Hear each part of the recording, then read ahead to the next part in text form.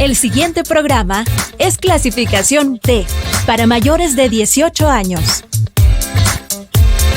Dirección de Espectáculos Públicos, Radio y Televisión. Ministerio de Gobernación. TV, Canal 67, presenta una entrevista con veracidad, profesionalismo, carácter y objetividad. Iniciamos con Casos y Soluciones, conducido por Alfredo Villarreal.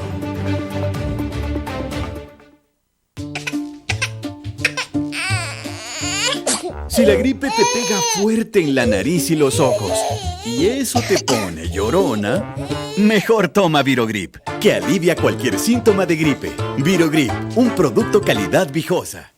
Hola, ¿qué tal, amigos televidentes? Qué gusto saludarles desde esta señal informativa STV Canal 67. Es un gusto poder llegar ahí donde usted se encuentra.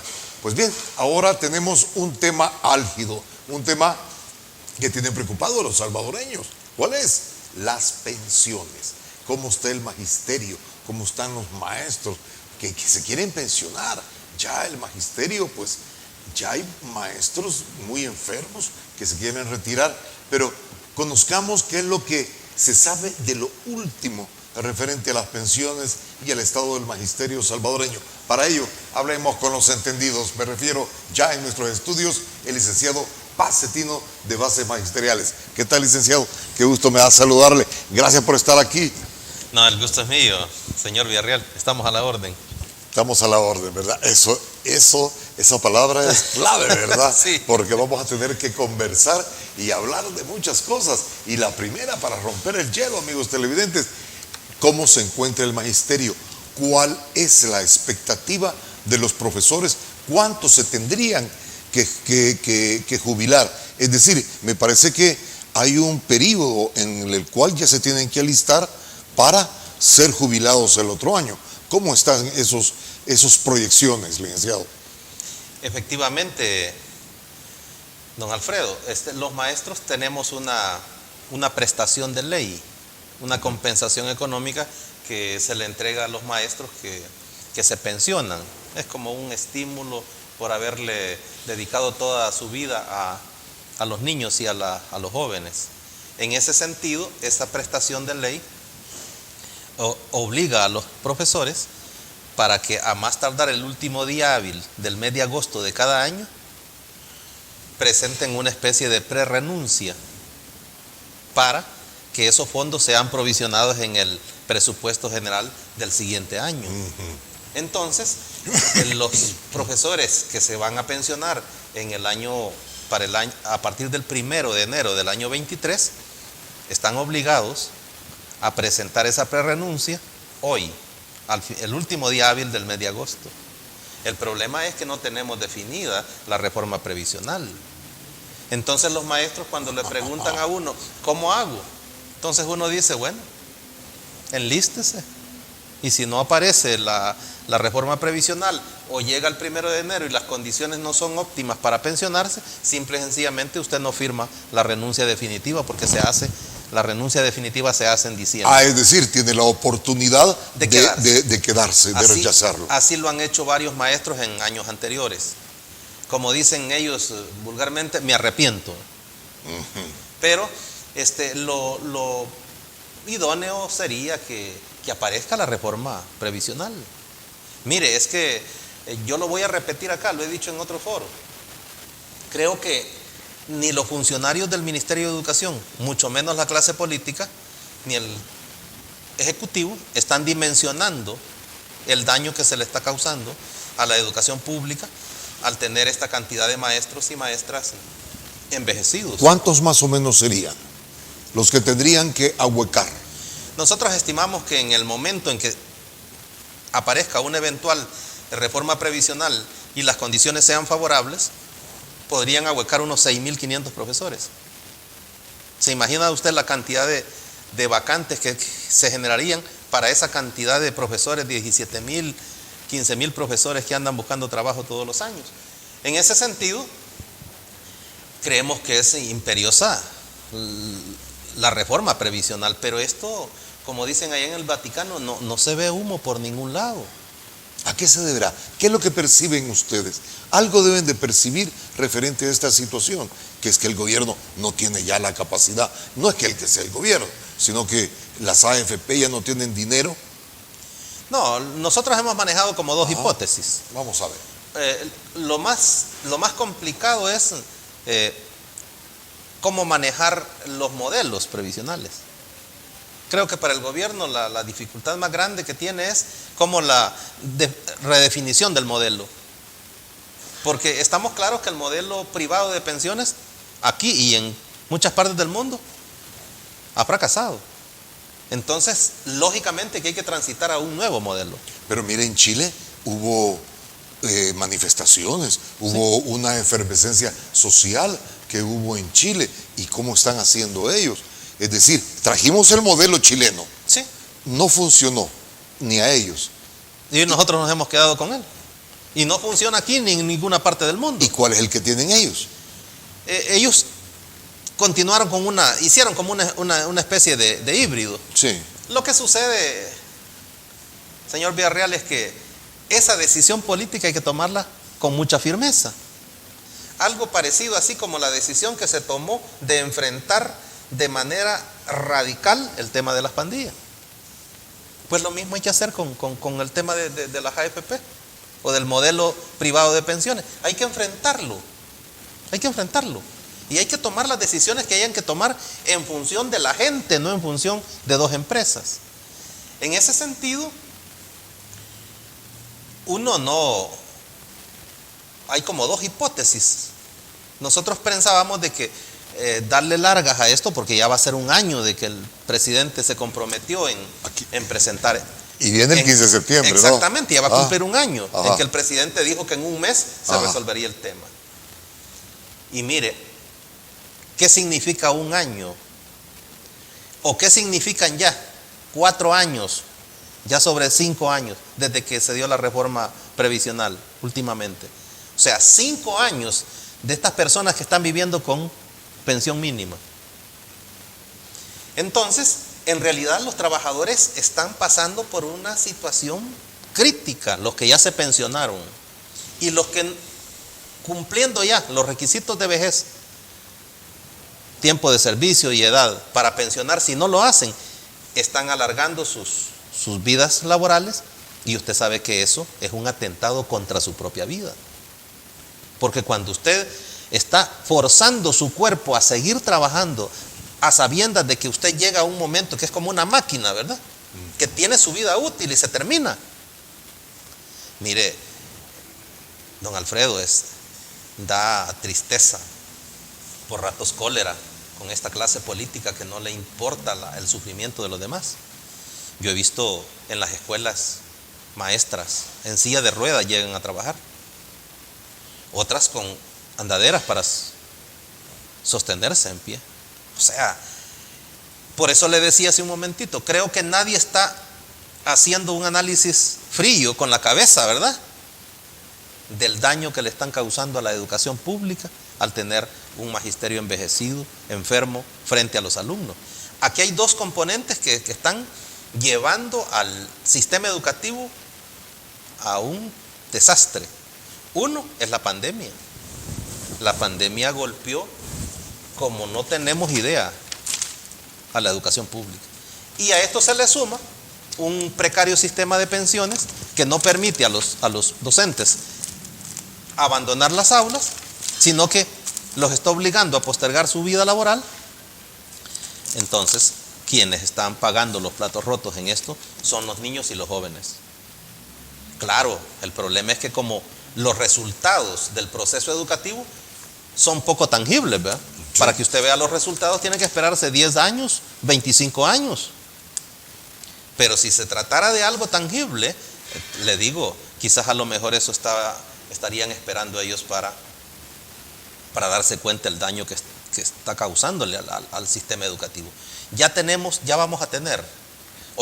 los primeros bachilleres Estas personas ya están en la universidad, los bachilleres generales de los 2 años de la pandemia. Pregúntenle a las universidades cómo están estos estudiantes. Pregúnteles cuál es el nivel de logros que tienen ellos, cómo es la experiencia que va con estos jóvenes. Entonces aquí debemos tomar una decisión política audaz. La gente, bueno, en el sector se especulan 2 cosas. Uno es que no se resuelve, no se presenta la reforma previsional porque esos fondos estarían un poco como disponibles para resolver un problema financiero en caso de que no se logre resolver con la banca multilateral o que no se logren colocar los bonos. Es decir, un salvavidas para... Exactamente, tener un fondo ahí para salvar hacer la situación. uso de él. Esa es como la primera hipótesis, pero parece que eso no es así. Parece que el nivel de recaudación que tiene este gobierno lo va sacando a flote. La otra hipótesis, que creo que es la que más se va aproximando, es que el tema se va arrastrando en el tiempo con propósitos electorales. Y eso sí, nosotros como trabajadores quedamos hartos de esas prácticas de la derecha y de la izquierda. Utilizar las necesidades de la gente con propósitos electorales es lo peor que puede hacer un instituto político. Pero este tema puede ser decisorio en un proceso electoral, profesor. Tema puede inclinar la balanza a X o Y. Yo siempre he dicho que cuando los pueblos llegan al hartazgo, entonces puede surgir lo que surgió hace 3 años en este país, electoralmente hablando. La gente se hartó de la derecha y de la izquierda en este manoseo en el tema de pensiones. Y mire lo que sucedió. Nosotros se los advertimos a los partidos tradicionales. Les dijimos el tema de pensiones les va a pasar factura electoral. Ellos no lo creían. Y a nuestro entender, uno de los factores que contribuyó a la derrota de estos 2 partidos tuvo que ver con la displicencia que ellos vieron en el tema de pensiones. Es que el tema de pensiones, pues tenemos 25 años de venir con este sistema privatizado. Y voy a decir esto porque lo estoy diciendo en todos los foros. ¿Cómo? En el momento, en los tiempos que se pagaron las mejores pensiones en este país, no fue bajo un sistema privatizado, fue bajo un sistema nacionalizado de pensiones, cuando se pagaron las mejores tasas de retorno. Entonces, aquí no nos puede venir a decir un sistema privado, después de 25 años, que superó a un sistema público en cuanto a tasa de retorno. Es mentira. Usted me está diciendo que sería bueno retornar entonces a que el Estado maneje nuevamente esos fondos. Nosotros como trabajadores sería el Estado. Hemos dicho que quien tiene la responsabilidad constitucional de velar por la previsión social suya y mía es el Estado, no es el mercado. Es más, el mercado no fue creado para eso. El mercado fue creado para especular y hacer dinero, generar ganancias. Pero las AFP hacen ganancias con su dinero. Son ganancias grandísimas. Y mire, ahora que está la crisis, hoy no están compartiendo las pérdidas. No, a nosotros nos está apareciendo rentabilidad negativa. ¿Por qué no comparten las ganancias que han tenido por todos estos años? Si ellos ganan 12 o más millones de dólares al año cada empresa. Entonces, lo correcto sería que en estos momentos, que producto de la inflación mundial cayó la tasa de rentabilidad, entonces en este momento ellos deberían de compartir un poco esa ganancia. A mí me extraña porque el gobierno actual no ha tomado la decisión de tirar ¿cómo se llama? La reforma previsional ya. Porque el fondo de pensiones de los trabajadores, con este problema de la inflación, está perdiendo mucho. Es decir, hemos perdido rentabilidad en nuestros ahorros. Claro, ¿A consecuencia qué? De la inflación mundial. Así es, hoy la rentabilidad es negativa. Entonces, el gobierno, que es el garante, o sea, el Estado, que es el garante de la previsión social, debe tomar cartas en el asunto, pero rápido. Y no debe repetirse lo que se dio con el gobierno del FMLN, con el presidente Mauricio Funes, ¿recuerda? Cuando Mauricio Funes era presidente de la República, se produjo un periodo inflacionario igual que el de hoy, que fue la caída de la tasa LIBOR, producto de la crisis inmobiliaria en los Estados Unidos. Eso, la tasa LIBOR, que andaba por el 5 y pico, cayó a 0. En ese momento, la pérdida que tuvimos nosotros en nuestra rentabilidad, nuestros fondos, fue grandísima. Y el gobierno, en vez de tomar acciones en favor de los trabajadores, lo que hizo es prestar más dinero, como estaba barato, quedó al 1.26, después de pagar 6.75, quedó al 1.26. Entonces, nuestros dineros han sido, en realidad, manoseados por los distintos gobiernos. En este momento, a mi entender, el gobierno debe de presentar la reforma cuanto antes, por las siguientes razones, Vamos a ver. don Alfredo. Primero, las AFP están ofreciendo el famoso anticipo de saldo. El 25%. El 25%, ese préstamo. Y lo están dando ya casi, a partir del otro año lo puede reclamar todo el mundo. Hasta este año hay un requisito de edad. En la medida en que se empiece a entregar ese 25%, de manera generalizada, usted va a descapitalizar el fondo de pensiones. Y recuerde una cosa, el fondo de pensiones o las pensiones en todos los países del mundo, y tal como lo dice Orlando Peñate Rivero en su libro Orden Económico y Seguridad Social, pues las pensiones son un acto de verdadera solidaridad social. El dinero que usted aporta, el dinero que yo aporto, el que aporta mi patrono, el que aporta su patrono, se junta para ponerlo a trabajar y que eso genere la rentabilidad suficiente para pagarle pensiones dignas a los que ya cumplen los requisitos. Esa es la lógica. Pero si usted retira su dinero, yo retiro el mío, y entonces... ¿Y no será un alivio retirar el 25%? Claro que yo no pongo en discusión eso. Todo el mundo quiere préstamo, todo el mundo necesita. Pero el problema es un problema más de educación previsional. Es que cuando a mí me dicen que cotice, si me dijeran que lo haga de manera voluntaria, no tuviera nada en la cuenta. Pero me lo quitan obligatoriamente. Pero ese dinero es para mi vejez. Es para mi vejez, no es para que yo vaya a sufragar gastos a media vida. No está concebido así el sistema. Es para su vejez. Claro, hay gente que tiene aquel enfoque existencialismo, que cree que hoy estoy vivo, pero mañana me voy a morir, o pasado, o sea, voy a comer ahora y mañana no me preocupo. Mire, eso es un error. Porque cuando estas personas tengan 60 años o más y no tienen una pensión mínima, aunque sea mínima, para sobrevivir, ahí van a andar pidiéndole al gobierno. Ahí andan algunos grupos exigiéndole a los gobiernos. Entonces, ¿de qué se trata esto? Ese factor de estar dando el 25% está poniendo en riesgo el sistema previsional. Esa bolsa con la cual se maneja de manera solidaria. Se presta el dinero, gana rentabilidad, y eso es lo que mantiene el sistema. Entre más lo vayamos descapitalizando y después lo nacionalizan, lo que nos van a dejar es un problema. Lo que va a haber es un problema serio, porque la gente ya se retiró su dinero. Es más, no lo quiere pagar. La gente dice ¿Y cómo que no lo va a pagar si no hay las condiciones? Eso es lo que mire, eso le iba a decir yo a usted, le decía a Docetino. Mire, la AFP me presta mi dinero. Sí. El mío. Sí. Y me cobra intereses por mi dinero. Así es.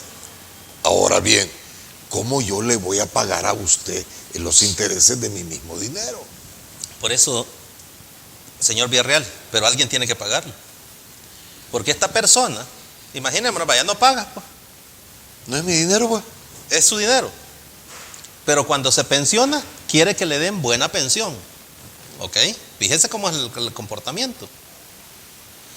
Pero usted no puede ir a la banca privada a prestarles dinero y decirles, bueno, si quiere les pago, si no, no les pago. Es que si no les paga, le van a quitar hasta los muebles. El problema en este sistema, con este dinero, es que este dinero tiene un propósito determinado en la ley. Y en la cabeza de cada uno de nosotros debería de existir aquella previsión que yo voy a llegar a viejo, que voy a tener un tiempo en que ya no voy a poder hacer absolutamente nada y que voy a ir nada más a sacar mi dinero para sobrevivir.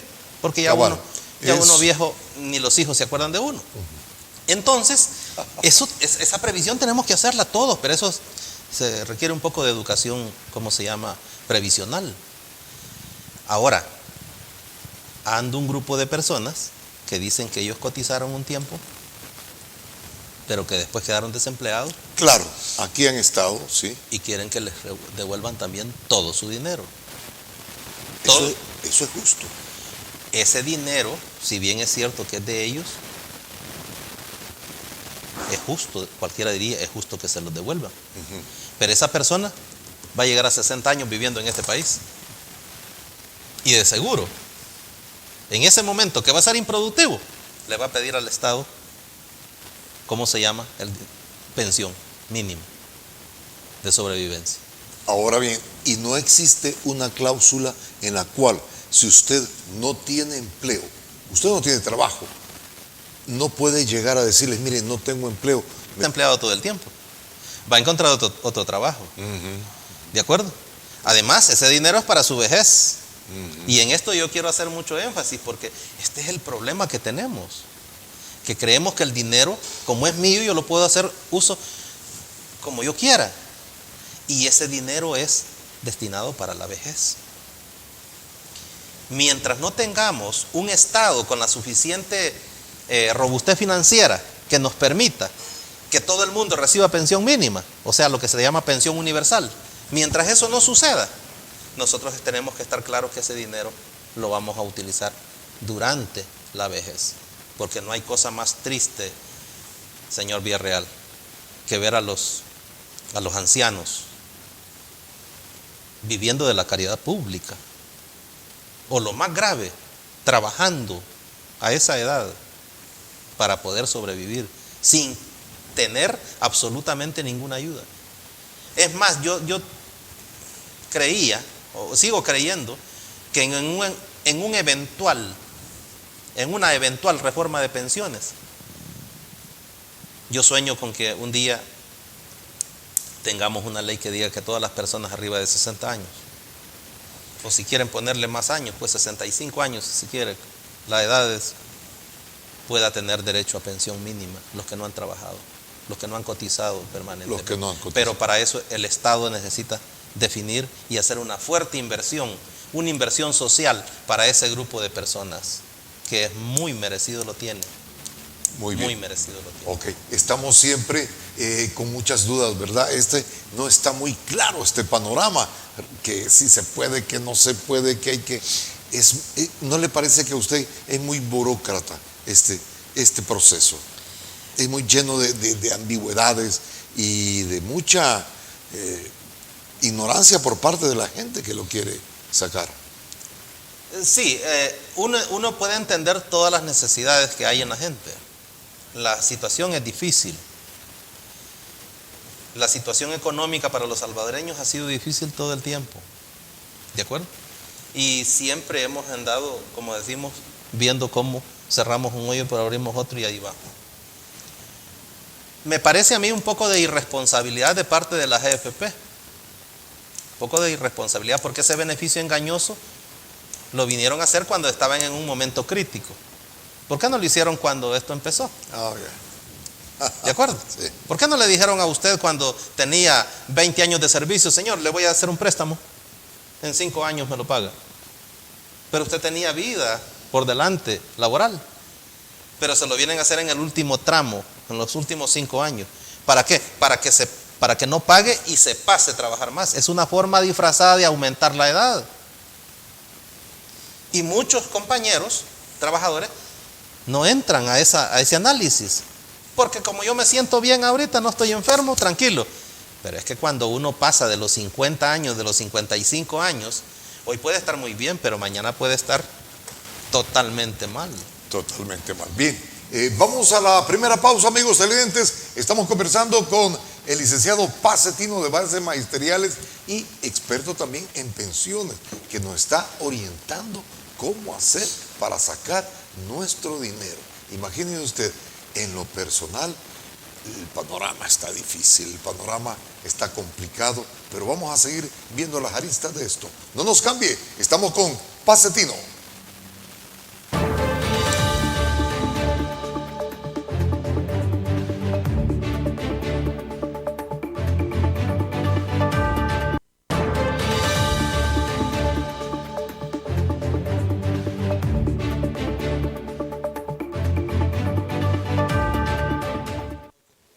Sigamos conversando, amigos televidentes, con el licenciado Pacetino referente a esta situación de las pensiones. Ahora bien, han hecho marchas, han hecho gestiones, pero no ha bastado. ¿Qué es lo que piensan hacer los trabajadores? ¿No le parece a usted que es una posición un poco pasiva, muy pasiva de parte de los trabajadores? Fíjese que creo que los únicos que nos hemos quedado llevando este tema desde la calle es Bases Magisteriales. Bueno, hace unos días salieron los compañeros de AGEPIN también. Pero a partir de una reunión que se tuvo en Casa Presidencial con un buen agrupamiento de sindicatos, parece que allí todo se solucionó y los sindicalistas salieron de ahí, se fueron a sus oficinas, mantienen un silencio terrible, y los que salen a dar declaraciones dicen que bajo el supuesto que la propuesta de reforma de pensiones va a ser tan buena, ¿sí?, que hay que darle el tiempo que quiera el gobierno. Yo creo que eso se lo deberían de preguntar a los que están ya siendo afectados, a esas personas que viven que empezaron cobrando 207, que les entregaban $184, a las que después pasó la pensión mínima a 304, que hoy les entregan $287. Habría que preguntarle a los que viven con $287 en el estado de vejez, cuando uno tiene una cantidad de enfermedades y que ningún sistema de salud le logra satisfacer esas necesidades, tiene que ir a comprar medicamentos, tiene que hacer una serie de gastos. A esa gente le deberían de preguntar también. Esta gente perdió el seguro social ya también, al ser pensionado. Es que tiene seguro social, pero usted sabe lo que significa el seguro social. O sea, ellos deberían de preguntarle a los que viven esa realidad, mire, y usted puede esperar 6 meses más, 1 año más o 2 años más. Parece que uno algunas veces se aleja de la realidad, y los políticos son muy dados a ignorar las realidades. Nosotros seguimos creyendo que este gobierno más que nadie está obligado a presentar cuanto antes esta reforma previsional y no llevarla a un periodo preelectoral. Pero nadie hace presión, don Paz. Porque nosotros y muchos salvadoreños les han creído que son distintos. Pero algunos ya empiezan a decir, ya viste, que en todos los partidos de cosen habas, como dice el dicho. Entonces, yo creo que ellos deben de desistir, si esa es la lógica, deben de desistir de esa lógica. Porque esa práctica le dio en la nuca, como dicen vulgarmente, al FMLN y Arena. Mire, si nosotros, particularmente yo les dije a los dos partidos, a los dirigentes de esos partidos, si no resuelven el problema previsional antes de las elecciones, ustedes van a perder. Entonces, no se trata aquí como decimos, de amenazar ni de ser aves de mal agüero. No, de lo que se trata es que humanicemos más nuestras acciones y que a estas personas que están viviendo, que están tratando de sobrevivir con $287, hombre, les demos un alivio.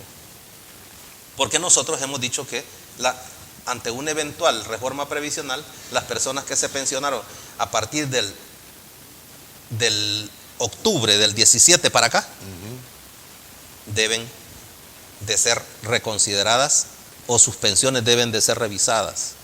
Fíjese que en su gran mayoría son mujeres, porque las que empezaron a cumplir las edades para pensionarse en el año 18 fueron las mujeres, porque ellas se pensionan a los 55 años.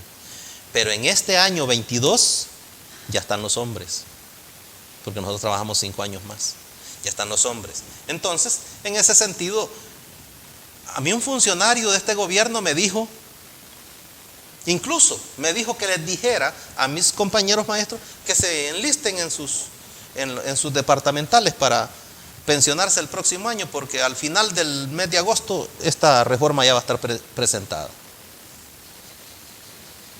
Pero no se ve por ningún lado. Y lo más preocupante es con el nivel de discreción que se maneja un tema tan importante para los trabajadores. Ese nivel de discreción, bueno, así se ha manejado por los últimos 25 años. Desde que se privatizó el sistema, los trabajadores quedaron excluidos de darse cuenta cómo se maneja ese. Supiste. Mi dinero. Imagínense, no tener participación. Mire que no es perverso eso. Ah, claro que sí, pero es que fue un diseño de los neoliberales al estilo capitalista bien diseñado. La ley bien diseñada por los diputados. Las AFP aquí, sí, llevan una goma moral de lo que están haciendo, de lo que han hecho. Condenar a los trabajadores a pensiones de hambre, de miseria. Sí, pero cuando usted platica con ellos, le dicen, no, si nosotros lo que estamos haciendo es cumpliendo la ley. ¿Y quiénes les hicieron la ley? Los patrocinados que tenían en la Asamblea Legislativa. Entonces, nosotros como trabajadores, esto ha llegado a su punto. Por eso es que nosotros decimos, ni más sistema privatizado, ni más sistema nacionalizado puro. Porque la nacionalización pura quiere decir que el gobierno va a agarrar eso y lo va a manejar a su antojo, así como las AFP, como el mercado manejó a su antojo estos 25 años. No, nosotros lo que estamos tirando es como una especie de línea al centro y decimos, de acuerdo, nacionalicémoslo, pues. Hay que crear un ente autónomo donde participe el Estado por tener la responsabilidad constitucional de darle la previsión social a los salvadoreños, a los trabajadores salvadoreños, donde participemos nosotros, que somos los que ponemos casi el 50% del fondo, y que participen los empleadores, que son los otros contribuyentes. Eso es así, porque si no hace eso así, va a tener un seguro social como el que tuvo hace tiempo, que se llevaron mucho dinero. Va a tener un INPEP haciendo y deshaciendo, o va a tener un mercado teniendo ganancias exorbitantes mientras los trabajadores mueren de hambre. Don Pacetino, estaríamos lejos de una situación como que se dio en Chile, los disturbios. Me parece que en este país esa situación está un poco lejos.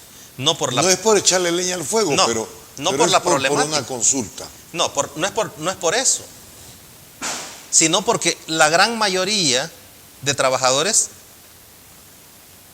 y aquí de líderes sindicales han tomado una decisión política, ¿ya?, de esperar el tiempo que sea necesario, sin importar la consecuencia que esto traiga en sus mismos compañeros, a quienes representan. ¿De acuerdo? Porque uno, si bien es cierto que el rol de un sindicalista es de mediar entre los intereses del patrono, de la clase trabajadora y los del patrono, usted tiene que ponerse a mediar. Sí. Y de eso esa es la lógica del sindicalista, del líder sindical. Pero no se trata de que yo me voy a poner al lado del gobierno y mis compañeros trabajadores que Dios los socorra. Yo no sé cómo harán estos líderes sindicales para explicarle a sus trabajadores qué significa esto. Ahora, por lo que usted pregunta, los chilenos nunca pagaron esa llama de movimiento de calle hasta que resolvieron su problema. Ahí está. Aquí se apagó la llama de calle. Y yo estaría totalmente de acuerdo en que resolvamos los problemas en la mesa. Hombre, pero que se resuelvan con prontitud. Pero si se van a resolver cuando a mí, en una coyuntura que a mí me interese, no, así no se negocia, perdónenme. No se vale ese negociado. Es irrespetuoso para con la clase trabajadora. Nosotros podemos entender a los políticos y los entendemos cuáles son sus propósitos. Pero en el caso actual, el presidente Nayib Bukele le prometió el 15 de septiembre del año pasado que en un mes le presentaría una propuesta. Este 15 de septiembre habrá cumplido un año. ¿Qué pasa si no la presenta este 15 de septiembre? Nosotros seguiremos incitando a los trabajadores. Porque mire, nosotros no es que seamos una organización dada a andar en la calle, ni haciendo marchas, ni fustigando gobiernos, ni cosas por el estilo. Dice, eso no se trata. El sindicalismo en realidad no debe servir para eso. El sindicalismo debe ser un componente de la empresa o de la empresa privada, de la empresa pública, para buscarle una solución razonada a los problemas. Pero ¿cuál es la cultura nuestra? Que si usted no sale a hacer un desmane a la calle, nadie le escucha. Pero cuando ya hace el gran zaporote en la calle, entonces sí hay que escucharlos, hay que llamarlos a platicar. Mire qué faltos de inteligencia somos, hombre. ¿Por qué estar esperando que los trabajadores tengan que salir a la calle? Y mire, en este caso el problema es que los afectados, yo creo que por respeto a los afectados, deberían de tomar otra posición. Fíjese que los afectados en esto ya no pueden salir a la calle porque ya son ancianos. No van a poder expresarse. No caminan bien. Sí. O sea, yo creo que por respeto a esa gente que dio la vida, que dio lo mejor de su juventud en función de la empresa pública o de la empresa privada, estos políticos deberían de tomar comportarse de otra manera. Comportarse de otra manera. Nosotros estamos muy pendientes qué va a pasar a finales del mes de agosto. ¿Qué va a suceder al 15 de septiembre? Porque si al 15 de septiembre no aparece la reforma previsional, don Alfredo, y para los que nos escuchan, se habrá aprobado la tesis que la problemática previsional del país se llevó a un periodo preelectoral o electoral. Y eso es un irrespeto a la clase trabajadora. Ahora bien, si seguimos en esta situación, ¿se va a profundizar la pobreza? Es que toda persona que ya no puede alargar su vida útil y lo obligan a pensionarse bajo las condiciones que están en este momento, usted lo condena a un estadio de pobreza. ¿Ya? Lo condena. Entonces, ¿y qué tal cuando imagínense en el magisterio? ¿Qué tal cuando esta gente ya no pueda alargar su vida útil? Se va a tener que pensionar. Entra a ese nivel o a esa condición de sobrevivencia. ¿Puede solucionarse esto? Claro que sí. No hay dinero, dicen algunos, para pagar las pensiones. ¿Quién dice eso?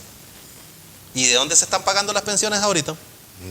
Si las pensiones, como decimos nosotros en el pueblo, si del mismo cuero salen las correas. Nosotros no dejamos de aportar. ¿Ok? Entonces lleguemos a un acuerdo mejor.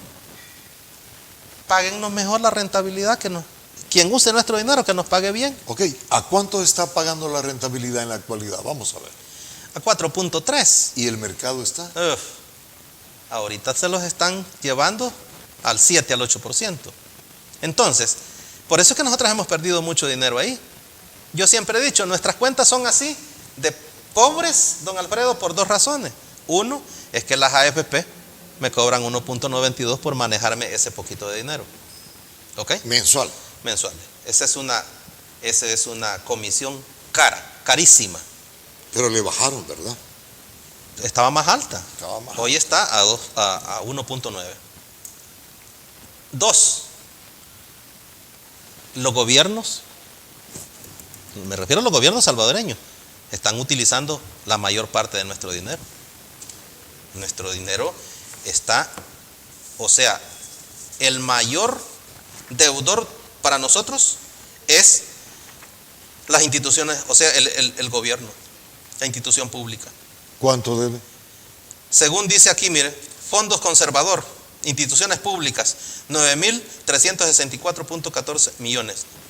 9.000. O sea, está hablando del 79%. ¿Qué es lo que le quiero decir? Que de los de los 12.000 o casi 13.000 millones de dólares, que es el Fondo General de Pensiones, de esos 13.000 millones, aproximadamente 9.000 millones los tiene prestados el gobierno. Los trae prestados de hace mucho rato. Claro, con el interés bajo. Los gobiernos están honrando su deuda porque están pagando sus intereses. Ahí se reflejan. Los intereses, ¿sí? no capital. Se reflejan en los presupuestos. Ajá. Entonces, el gobierno es el mayor deudor de nuestro sistema. Entonces lleguemos a un acuerdo. ¿Quieren mantener este sistema privado? Si eso les da problemas para no resolver la problemática, manténganlo privado. O hagan un mixto si quieren. Mantengan a la gente que quiera estar con las AFP que se quede con las AFP. Y las que quieran transitar a una AFP pública, pues ni modo. Pero resolvamos esto. ¿Y usted cree que el gobierno va a poder pagar esos 9,000 millones de dólares? Los tiene que pagar. Así como está pagando, honrando porque esa es una deuda estatal. Entonces es una deuda soberana. Entonces tiene que pagarlos. No hay para dónde. No hay para dónde. Entonces, así como yo no creo porque yo no me gusta ser, como decimos, ave de mal agüero, porque aquí hay muchas personas que son como muy fanáticos a una ideología a la otra, a un proyecto político a otro.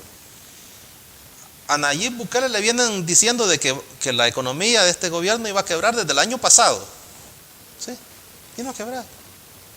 Es más, uno dice, cuando a mí me dicen, es que no hay dinero para pagar las pensiones, y yo digo, ajá, ¿y de dónde sacan dinero para pagar, por ejemplo, el subsidio al combustible ahora? Si es que dinero hay, siempre ha habido. En otros momentos se lo han robado. Lo que no ha habido para resolver esta problemática es voluntad política. Y el tema de pensiones se resuelve muy fácilmente con voluntad política, con un poco de sacrificio de los trabajadores, de los empleadores y del Estado, porque el Estado no puede hacerse aquí el de los panes, como dicen los cipotes, no. El Estado está obligado a garantizarle a usted la previsión social.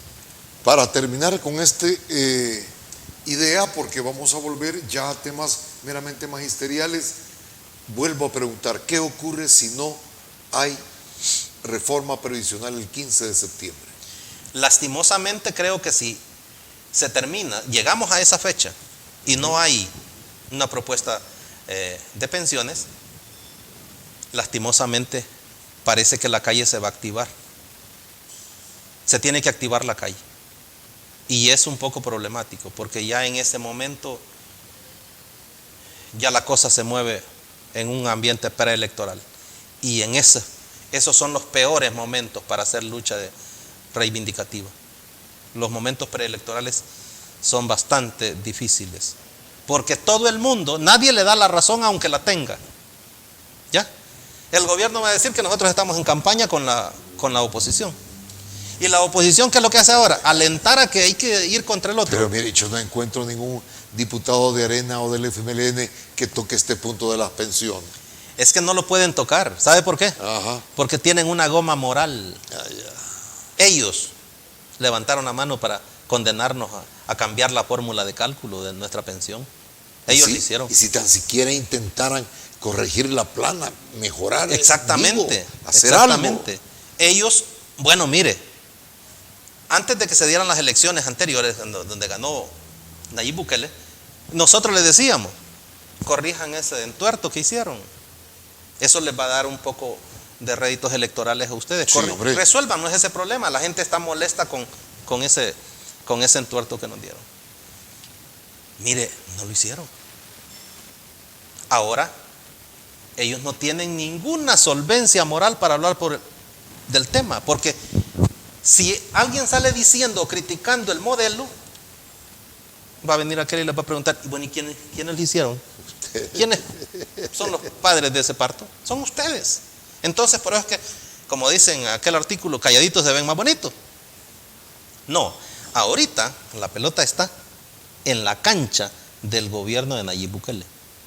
Nayib Bukele, así como está resolviendo una serie de problemas de gran magnitud, creo que este tema no lo debe de dejar descansar más en esas gavetas. Ya la gente, se ve mucho descontento en la gente por el alargamiento que se le da a un problema tan vital, tan necesario, porque yo no sé cuántos van a compartir mi tesis o mi opinión. Pero si hay dos sectores a los cuales un Estado o el gobierno debe de atender siempre, es a los niños y a los ancianos. Y aquí parece que están dejando a los ancianos a que se mueran. Paulatinamente. Amigos televidentes, vamos a nuestro último corte y volvemos con las conclusiones y la despedida de este interesante programa. Tal parece que los trabajadores, si no hay una reforma previsional, pues no les queda otra, que ya lo dijo don Pacetino, podría ser las calles.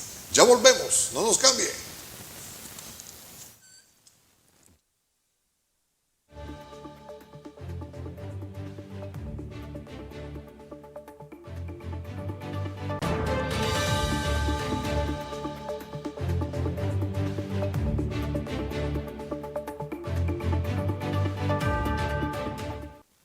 Sigamos conversando, amigos televidentes, estos últimos minutos con el licenciado Pacetino. Y queremos averiguar, licenciado Pacetino, la educación de nuestro país.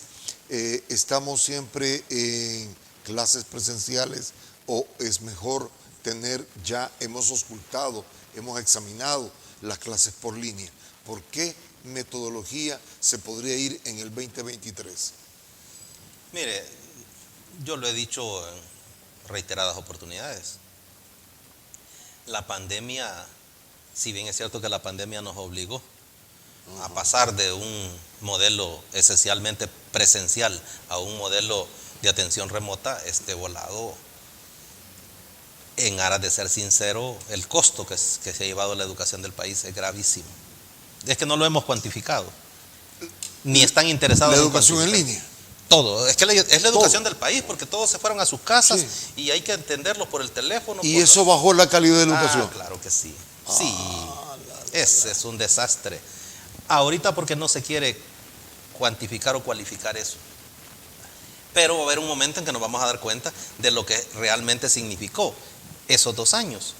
En la medida que la pandemia nos da tregua, esto ya se quedó como un problema endémico en este país y tenemos que ir rompiendo, sacándonos de las cabezas ese trauma que yo no puedo ir porque no me puedo juntar con más gente porque entonces me voy a infestar. Entonces, nosotros no podemos seguir trabajando de manera remota. Es imperioso que los alumnos, todos, por el bien de ellos, asistan a la escuela. Es que mire, el hecho pedagógico es una actividad que requiere interacción entre alumno y profesor, un poco de afectividad, cariño, amor, paciencia. Es que el alumno no le va a aprender por obra y gracia del Espíritu Santo. Usted tiene que buscar todas las alternativas para que el alumno le aprenda. No todos tienen la capacidad de aprender en el mismo nivel. Esa es función del profesor. Y cuando un alumno se pone frente a una máquina, mire, perdóneme, usted puede estar al otro lado de esa máquina, lo puede estar viendo incluso, pero no es lo mismo. Los resultados no van a ser iguales nunca. O sea, ningún aparato tecnológico, por muy sofisticado que sea, va a sustituir la habilidad que tiene el maestro para que ese grupo que le asignan pueda ¿Y obtener. Esto de entregar una computadora se ha hecho realidad? Sí. ¿Podría ayudar? Todo el mundo tiene ahora, el 100% tiene un dispositivo, ya sea una computadora o una laptop. Claro, usted sabe ¿Dada por el gobierno? Sí. Ajá. Usted sabe que aquí, usted no sabe una cosa, solo se lo pide y rápido le dice de qué se trata. ¿Ok? Esa oportunidad no la tenían nuestros jóvenes. No la tenían. El darles un dispositivo con acceso a internet es mucho que mejor. Es mucho que mejor. Porque ellos tendrán la capacidad suficiente para investigar, para aprender más de lo que... Si lo motivó usted a un tema, entonces él se va a meter a la red. Ese es uno de los grandes hits que ha pegado el gobierno de Nayib Bukele. o sea, que le haya dado ese dispositivo al 100% de alumnos en este país, mire, no reconocer eso sería estar en otra dimensión, como dicen. No, ahí sí, el tratar de cerrar la brecha digital, ese esfuerzo es incuestionable. Yo creo que es una de las cosas que hay que felicitar. Pero no nos serviría para una educación constante, en línea. Siempre le va a servir. Esa es una excelente herramienta que tiene el maestro. Porque el maestro lo que hace es asignar, da su clase, hace su exposición, da sus explicaciones y asigna tareas. ¿De acuerdo? Entonces el muchacho ya no tendrá que andar de la seca a la meca buscando libros, sino que tiene su dispositivo que lo puede usar perfectamente para el trabajo de investigación. Ahora, ¿cómo se usa el dispositivo? Esa es otra cosa. Ya es más responsabilidad del padre de familia de cómo se va a usar ese dispositivo, porque ese dispositivo, si bien es cierto que es una excelente herramienta para aumentar el conocimiento del muchacho, para que descubra, para que haga todo eso, pero puede ser también algo terrible para que pierda el tiempo. ¿Y usted qué opina? ¿Usted qué prefiere? ¿La clase presencial o la clase en línea? La clase presencial. Nunca un aparato va a suplir las necesidades. ¿Cree que el 2023 estaremos ya en clase presencial 100%? No, es que en la mayor parte de escuelas en este momento ya casi están al 100%. Ya casi. Sí. Ya el COVID ya. No, eso es que ya es una cuestión que tenemos que aprender a vivir con ella. Y no nos podemos quedar presas por todo el tiempo de ese terror. Tenemos que salir de ahí. Y ahora hay otras condiciones que debo de decirlas. Hablo con los profesores, cómo están las condiciones de seguridad en sus comunidades, en sus colonias, en sus barrios. Totalmente diferente. Esos son ambientes distintos. O sea, hay que decir esto así. Si usted tiene un ambiente de seguridad en su comunidad, en su entorno educativo, tiene la herramienta tecnológica suficiente y puede asistir a la escuela, mire, mucho que mejor. Tenemos que reparar el daño que nos causó la pandemia. Y reparar las escuelas también, que hay muchas escuelas, me estaban diciendo que han cerrado algunos centros educativos. Claro. Peor con este invierno que ha sido intenso. Acuérdese que nosotros tenemos una deuda en la infraestructura física de años, amigo. Sí. De años. Bueno, yo creo que 7 de cada 10 aulas requieren alguna intervención. O sea, el problema de infraestructura que tiene el sistema educativo salvadoreño es enorme. Yo espero que, así como se ha invertido también en la tecnología, se empiece a invertir en la infraestructura. Perfecto, muchas gracias.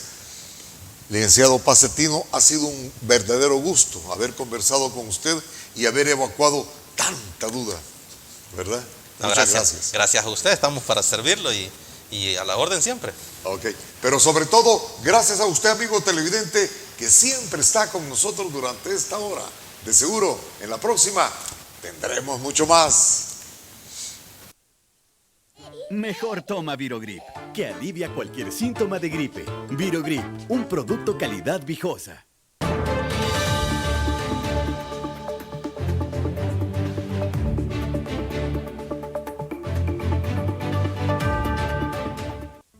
Los conceptos vertidos en el programa anterior son responsabilidad directa de quien los emitió.